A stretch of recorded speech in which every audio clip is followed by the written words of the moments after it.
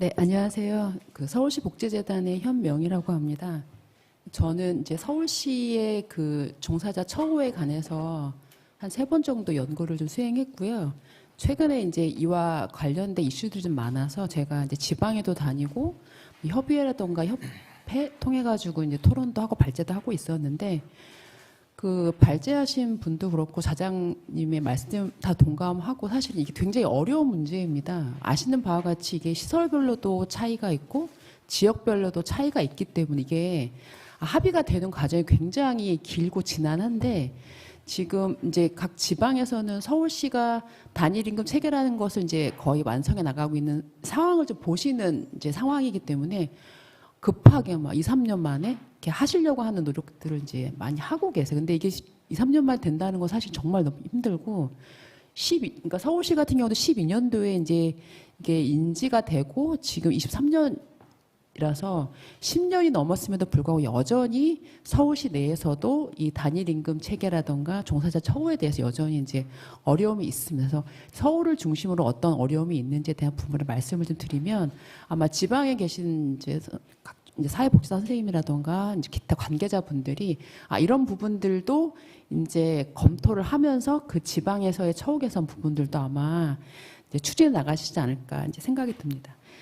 저희 이 자료 33페이지를 보시면 이제 서울시가 어쨌든 간에 그 사회복지 전담 공무원 그 보수 수준의 95%를 쭉 이제 맞춰서 2016년부터 이제 유지를 하려고 노력을 해왔습니다.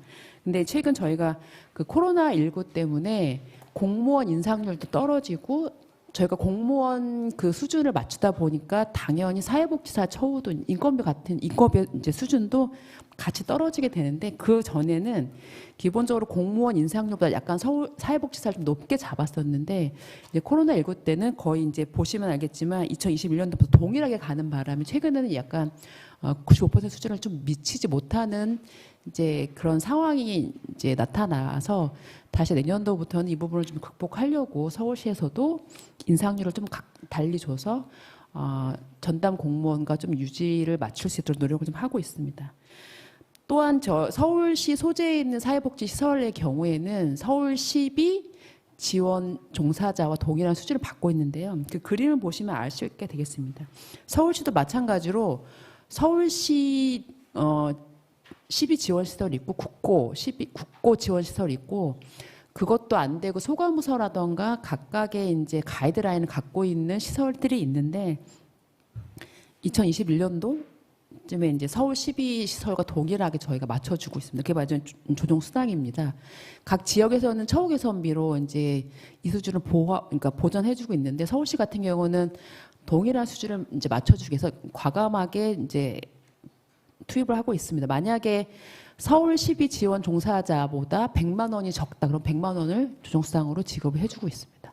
이제 각 지역에서 처우 개선비로는 이제 극복하지 못하는 이제 수준이지만 어쨌든 간에 동일 노동, 동일 임금이라는 그 기조 하에 공정한 노동 현장을 저희가 지켜내기 위해서 이런 부분들을 과감하게 이제 드라이브하고 있는데 근데 여전히 그럼에도 불구하고 보건복지부라든가 중앙정부에 대한 정부의 그 예산에 대한 부분들은 저희가 계속 이제 요구를 하고 있습니다. 왜냐하면 이제 서울시에서 근무하고 계시는 분들이 또 이제 타 지방에 가시는 경우도 있고 타 지역에서 서울시로 오시는 경우가 있습니다. 이게 근데 어찌 근무하고 있는 지역에 따라 시설이 다르다고 해서 처우가 달라지는 건 사실 말이 안 되는 얘기죠. 그래서 그러니까 마찬가지로 이게 각 지역에서 노력을 하고 있지만 지방에서 노력하고 있지만 중앙정부 노력이 필수적으로 이루어져야 된다는 말씀을 드리겠습니다.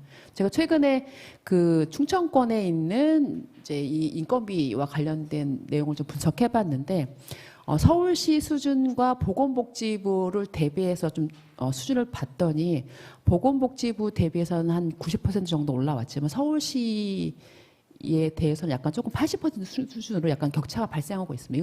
이건 뭐냐면 공정한 노동 현장이 이루어지지 않고 있다는 말씀을 좀 드릴 수 있는 부분입니다. 그래서 이게 지역이든 시설을 관계없이 사회복지 현장에서 사회복지 업무를 보고 있는 모든 그 사회복지사 등 종사자분들은 동일한 처우를 받아야 된다는 말씀을 좀 다시 한번 드릴 수 있겠습니다. 네, 그 다음 페이지를 보시면 이제 서울시 같은 경우는 이제 인건비에 대한 보전도 하고 있지만 그 외에 현금성이 아닌 그 그런 복리 후생 제도를 굉장히 많이 해마다 이제 추진하고 있습니다. 최근에 한 9가지가 진행되고 있는데요. 그런 복리 후생 제도를 이제 지원하고 있음에도 불구하고 여전히 각각의 그 시설별로는 이런 뭐 그 초과 근무라던가 그다음에 휴일 근무에 대한 부분들이 좀 차이가 나고 있습니다. 그래서 보시면 알겠지만 제가 이제 위에 그 표를 보시면 34페이지 표를 보시면 제가 3종 복지관과 그다음에 조금 소규모 시설을 좀 이제 대비해서 표를 만들어 봤는데 그냥 대략적으로 봐도 3종 복지관과 그 외에 이제 약간 소규모 시설 같은 경우에는 이런 초과 근무에 대한 부분이라던가 그다음에 법정 휴일 근무를 했음에도 불구하고 여기에 대한 처우가 조금 이제 미스매칭하는 걸 좀 보실 수가 있겠습니다. 또한 그 36페이지 보시면 저희가 이제 서울시 같은 경우도 이제 한 18,000명 정도 이제 근무하고 계시기 때문에 승진이라던가 승급에 대한 부분들이 굉장히 어려움이 있습니다.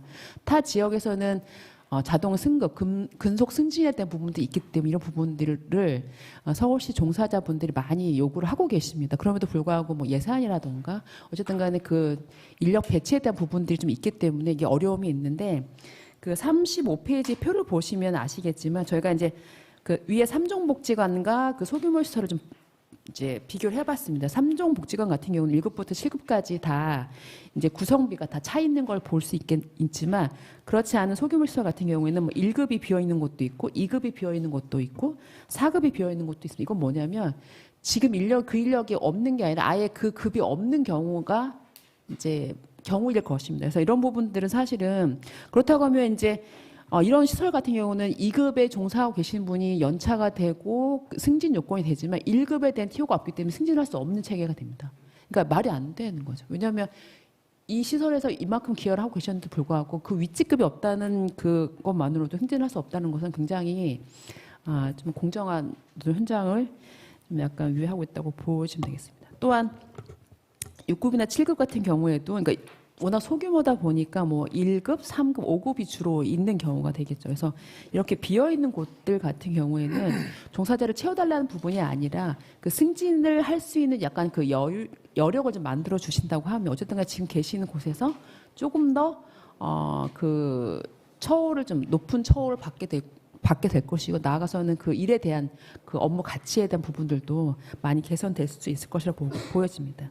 이게 서울시만의 좀 특별한 케이스가 있는데 서울시는 그 기관장들이 1급부터 3급까지가 있고 또한 관리직과 기능직이 있습니다. 그래서 1급부터 3급까지 기관장이 계시다 보니까 타 지역에서는 1급 기관장만 계시는데 서울에는 상대적으로 이 부분이 좀 약간 좀 그 열악하다라는 부분도 말씀드리고 또한 관리직과 기능직에 대한 승급 체계가 없다 보니까 그 기관에서 필수 인력으로 근무하고 계심에도 불구하고 승진이나 승급 체계가 없어서 이런 그 인건비 보수가 이제 약간 조금 과감하게 늘어나지 않는 그런 좀 불공정한 좀 현상이 발생되고 있습니다. 그래서 일부 법인이라든가 재정이 빵빵한 곳에서는 보니까 승급을 해서 일단 관리직과 기능직도 뭐 5급이라던가 이쪽까지 들어갈 수 있도록 하고 있는 곳도 계시지만 이게 서울시가 동일하게 이제 이루어지고 있지 않는 부분이기 때문에 이런 부분들도 좀 과감하게 개선이 돼야 될 거라고 말씀드릴 수가 있겠습니다. 마지막으로 36페이지 보시면 이 인력이란 부분입니다. 이게 지금 굉장히 중요한 부분인데 저희가 뭐 주 52시간 근무라던가 중대재해처벌법에 다 근거해서 이런 부분들이 다 밀접하게 연관이 되어 있습니다. 특히 소규모 시설 같은 경우에는 종사자가 마음대로 아플 수도 없고 교육을 할 수도 없습니다. 왜냐하면 본인이 빠지면 그 업무 공백을 메워줄 만한 적정한 인력이 없기 때문입니다. 그래서 물론 저희가 대체 인력 지원 제도도 하고 있지만 여전히 그 부분도 이 일선 현장에서는 메워지지 않고 있는 부분입니다. 근데 저희가 이제 인력 배치의 적절성 확보하기 위해서 직무 뭐 이렇게 연구가 좀 필요한 사항이긴 하지만 아직 거기까지는 저희가 추진하고 있지 못하지만 어쨌든 간에 저희가 그 종사자 처우에 대한 부분들이 인건비뿐만 아니라 이분들이 일과 그 가정에 대한 양립 부분을 저희가 추구하기 위해서는 그 시설에 적정한 인력들이 적정하게 배치가 돼서 근무하시는 분들이 뭐 병가도 갈 수 있고 교육도 갈 수 있고 휴가도 마음대로 갈 수 있는 그런 좀 시설이 되어야 된다고 생각이 됩니다. 그래서 지금까지 제가 말씀드렸던 내용은 약간 서울시를 중심으로 한 내용이긴 하지만 여전히 인건비라던가 복리후생제도라던가 적정한 인력 배치에 대한 부분들은 모든 전국에 있는 그 사회복지시설의 공통된 어려움이라고 말씀드릴 수가 있겠습니다. 그래서 이 정도로 저는 토론을 마치도록 하겠습니다. 감사합니다. 예, 감사합니다. 인건비를 이렇게 좀 올릴 수도